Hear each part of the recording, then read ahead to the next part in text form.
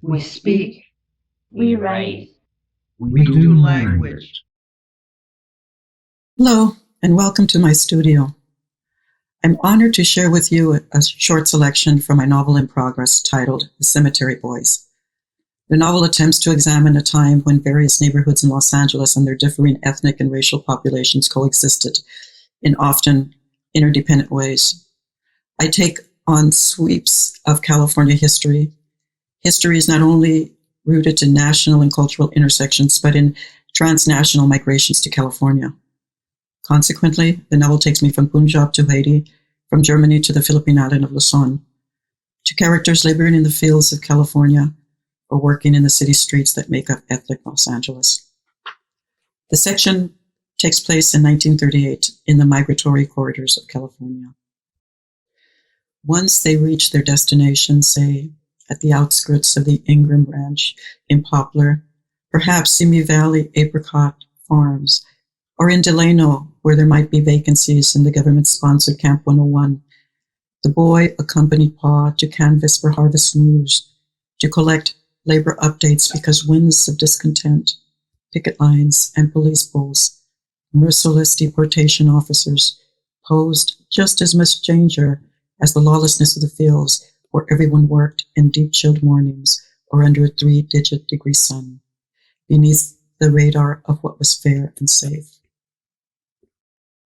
Like the other farm workers, the boy's family homesteaded for months in barns, slept in decrepit sheds, derelict houses, in makeshift migrant barracks, government camps, made their homes under tarp tents along the highway, often toiling 14 summer hours at 10 cents an hour.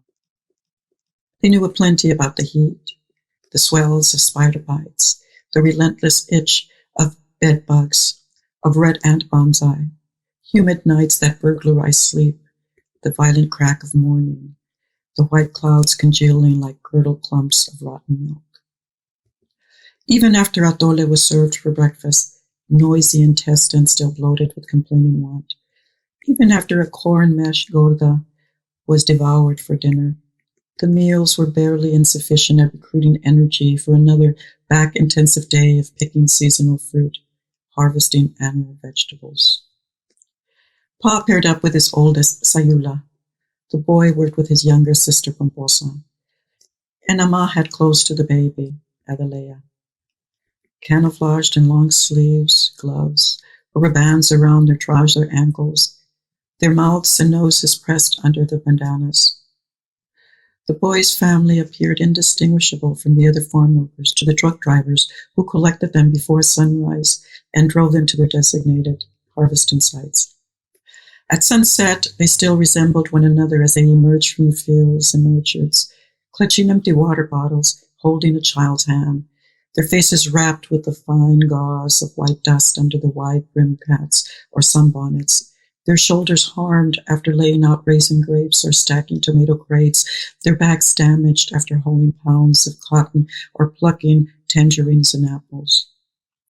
The truck drivers returned them to their accommodations, and they muttered gratitude in English tilted to regional accents, removed their cachuchas and hats, dusted off the soil, wiped away sweat with a rag dipped in soapy water, and felt a fleeting, frugal renewal.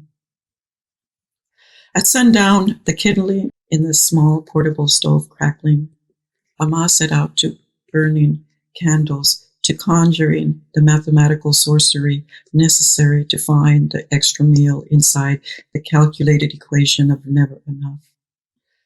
The boys in the other camps collected firewood and scrubbed their respective fire grates, raked cinders clean. The girls in the other camps chucked the corn, boiled okra napal, measured the bacon grease, fetched the water in the kettle.